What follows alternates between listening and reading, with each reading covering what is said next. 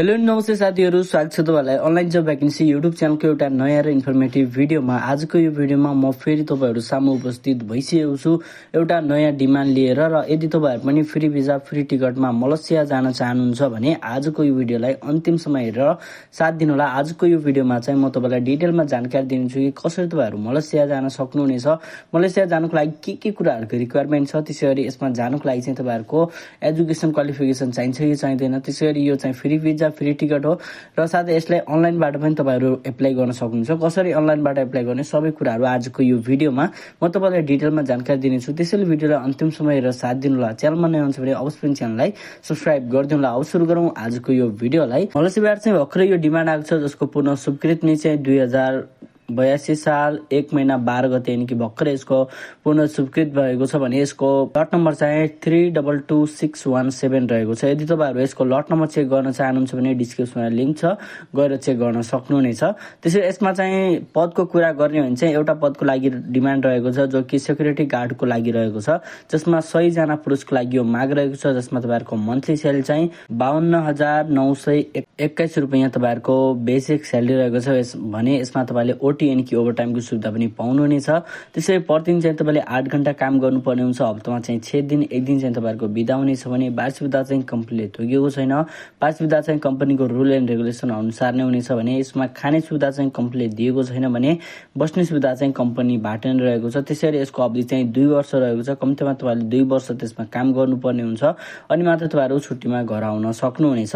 त्यसैले अब कुराहरु यसमा जानको लागि यसको अन्तर्वार्ता कहिले होला र कसरी हामीले जान सकिन्छ। यसको अन्तर्वार्ता चाहिँ तपाईहरुको वैशाखको 21 गतेदेखि लिएर वैशाखको 22 गते यसको अन्तर्वार्ता रहेको छ। वैशाखको 21 गते चाहिँ तपाईहरुको काठमाडौँमा यसको अन्तर्वार्ता रहेको छ भने यदि तपाईहरु पोखरामा हुनुहुन्छ भने चाहिँ पोखरामा चाहिँ तपाईहरुको 22 गते यसको अन्तर्वार्ता रहेको छ। वैशाख 22 गते यसको अन्तर्वार्ता रहेको छ। त्यसरी अब कुराहरु यसमा जानको लागि लागत कति लाग्छ र साथै यसमा जान के कुराहरुको रिक्वायरमेन्ट रहेको छ त यसमा देखाएको अनुसार चाहिँ स्वदेशमा गरिने मेडिकल खर्च कसले बिहोर्ने भनेको छ जो कि कामदारले आफैले बिहोर्नु पर्ने हुन्छ। त्यसरी विदेशमा गरिने मेडिकल खर्च कसले बिहोर्ने भनेको छ जो कि रोजगारदाता अनि कम्पनीले नै बिहोर्ने छ। त्यसै रोजगारमा स्वदेशमा गरिने म्यानेजमेन्ट बिमा कसले बिहोर्ने भनेको छ जो कामदारले आफैले बिहोर्नु पर्ने हुन्छ। त्यसैले रोजगारमा बिमा हुने नहुने भनेको छ रोजगारमा बिमा हुने जो कि रोजगारदाताले नै गरिदिने छ। त्यसरी कामदारले हय टिकट कसले दिने भनेको छ जो कि रोजगारदाता अनि कम्पनीले नै दिनेछ। त्यसरी सामाजिक सुरक्षा कोष कसले बिहोर्ने भनेको छ जो कि 2308 रुपैयाँ लाग्ने गर्दछ जो कि कामदारले आफैले बिहोर्नु पर्ने हुन्छ। त्यसरी भिजा शुल्क चाहिँ यसमा रोजगारदाताले नै बिहोर्ने छ। भिजा स्ट्याम्पिङ शुल्क पनि रोजगारदाताले नै बिहोर्ने छ भने अभिमुखीकरण शुल्क कसले बिहोर्ने हुन्छ जो कि कामदारले नै बिहोर्नु पर्ने हुन्छ जो कि 700 रुपैयाँ लाग्ने गर्दछ। त्यसै कारण कल्याणकारी कोषको लागि चाहिँ 1500 जो कि कामदारले आफूले बिहोर्नु पर्ने हुन्छ भने सेवा शुल्क चाहिँ यसमा निशुल्क रहेको छ। यदि तपाईहरु यसमा जान चाहनुहुन्छ भने चाहिँ यो चाहिँ तपाईहरुको लागि गोल्डन अपर्च्युनिटी रहेको छ। त्यसै अब कुराहरु यसमा जानको लागि रिक्वायरमेन्ट के रहेको छ त फर्स्ट रिक्वायरमेन्ट चाहिँ तपाईहरुको एजको रहेको छ। एज चाहिँ तपाईहरुको 18 वर्ष भन्दा माथि हुनुपर्ने हुन्छ भने यसमा लिमिट चाहिँ 40 वर्षको लागि मात्र रहेको छ। यदि तपाईहरु 18 देखि 40 वर्षको बीचमा हुनुहुन्छ भने चाहिँ तपाईहरु सजिलैसँग जान सक्नुहुनेछ। र अर्को रिक्वायरमेन्ट भनेको चाहिँ तपाईहरुको हाइट र वेटको रहेको छ। हाइट चाहिँ तपाईहरुको 5'5" हुनुपर्ने हुन्छ। 5'5" छ भने चाहिँ तपाईहरु जान सक्नुहुनेछ र वेट चाहिँ त्यही अनुसारको हुनुपर्ने हुन्छ। यदि तपाईहरुको वेट कति चाहिन्छ त त्यसको बारेमा जान्न चाहनुहुन्छ भने चाहिँ त्यसको कसरी चेक गर्ने त्यसको बारेमा पनि म तपाईलाई जानकारी दिनेछु। त्यसरी अब कुराहरु यसमा जानको लागि चाहिँ यो कुन मेन पावरमा आएको छ र कसरी हामीले जान सकिन्छ त यो मेन पावरको नाम चाहिँ लङटङ ओभरसिज प्राइभेट लिमिटेड रहेको छ भने यसको कन्ट्याक्ट नम्बर पनि तपाईहरु स्क्रिनमा हेर्न सक्नुहुनेछ।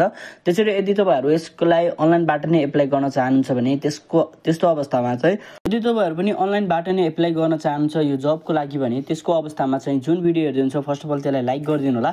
यदि तपाईहरु फेसबुक पेजबाट हेर्नुहुन्छ भने चाहिँ फेसबुक पेजलाई पनि लाइक गरिदिनु होला र साथै तपाईहरु टिकटकबाट हेर्दै हुनुहुन्छ भने टिकटकमा पनि फलो गर्नु। टिकटकबाट हेर्नुहुन्छ भने चाहिँ टिकटकमा चाहिँ तपाईले बायोमा जानुपर्ने हुन्छ। लिंकको लागि चाहिँ बायोमा गएर तपाईहरुले एउटा वेबसाइट लिंक भनेर पाउनुहुनेछ, त्यसमा जानुपर्ने हुन्छ भने फेसबुक पेजमा हेर्दै हुनुहुन्छ भने चाहिँ फेसबुक पेजको बायोमा जानुस् या त तपाईहरुले जो क्याप्सन लेखेको हुन्छ त्यसमा क्लिक गरेर पनि तपाईहरु सजिलैसँग स्ट्याटस लेखेको हुन्छ त्यसमा क्लिक गरेर पनि तपाईहरु सजिलैसँग जान सक्नुहुनेछ।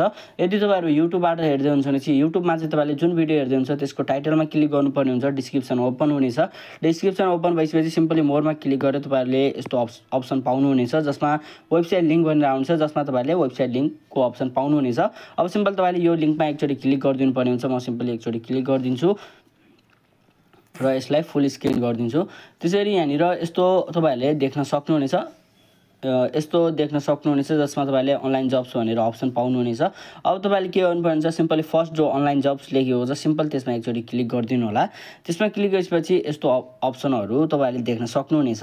अब तपाईँले के गर्नुपर्ने हुन्छ, हल्का तल जानुपर्ने हुन्छ। तल गइसकेपछि यसमा तपाईँले ट्रेन्डिङ जब्सको अप्सन पाउनुहुन्छ, जसमा तपाईँले धेरै कम्पनीहरू धेरै कन्ट्रीहरूको यहाँनिर जब्स डिमान्डहरू हेर्न सक्नुहुनेछ। भने अझ तल जानुहुन्छ भने चाहिँ यहाँनिर तपाईँले एउटा फर्स्ट रहेको छ security guard working demand in Malaysia भनेर आएको छ। सिम्पल तपाईँले यसलाई रिड मोरमा एकचोटि क्लिक गरिदिनु होला र साथै सिम्पली यसलाई क्यान्सलमा एकचोटि क्लिक गरिदिनु होला। क्लोज गरिसकेपछि तपाईँहरूको यस्तो अप्सन देख्न सक्नुहुनेछ। अब तपाईँले के गर्नुपर्ने हुन्छ भने यहाँनिर तपाईँले first of all demand letter तपाईँले हेर्न सक्नुहुन्छ, डिमान्ड हेर्न सक्नुहुनेछ। र तपाईँले यहाँनिर तपाईँले यसमा के क्वालिफिकेसन चाहिन्छ त, जस्तो कि मिनिमम एसएलसी पास आउट हुनुपर्ने हुन्छ। त्यसरी वर्क पोजिसन रिलेटेड तपाईँहरूको एक्सपिरियन्स हुनुपर्ने हुन्छ। यदि तपाईँहरू सेक्युरिटी गार्डमा जानुहुन्छ भने चाहिँ त्यसको लागि चाहिँ कुनै पनि त्यति खास एक्सपिरियन्स चाहिँदैन।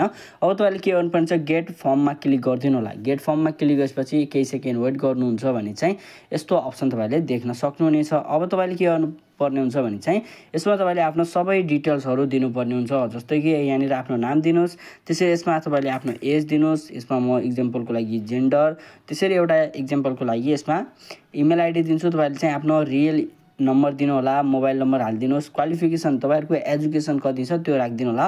म सबै चिजहरू चाहिँ डेमो राखिरहेको छु। त्यसै यसमा स्किल भनेको छ, तपाईँले स्किलमा चाहिँ तपाईँले सेक्युरिटी गार्ड मात्रै राख्नु पर्दैन। यदि तपाईँहरू एउटा इलेक्ट्रिसियनको काम आउँछ भने चाहिँ इलेक्ट्रिसियन पनि राख्न सक्नुहुनेछ। त्यसरी कुक हुनुहुन्छ भने कुक पनि राख्न सक्नुहुन्छ।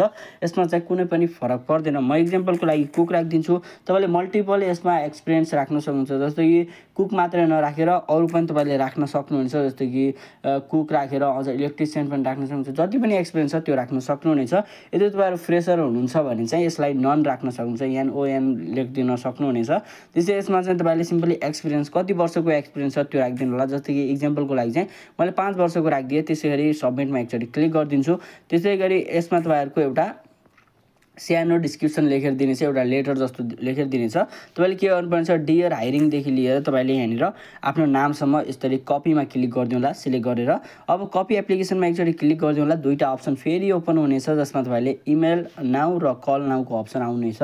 सिम्पल तपाईँले यहाँनिर इमेल नाउमा एकचोटि क्लिक गरिदिनु होला। इमेल नाउमा क्लिक गरेपछि यो रिडाइरेक्ट हुनेछ तपाईँहरूको इमेल आइडीमा। अब तपाईँले के गर्नुपर्ने छ, सब्जेक्टमा चाहिँ तपाईँले जब्स लेख्नुपर्ने हुन्छ।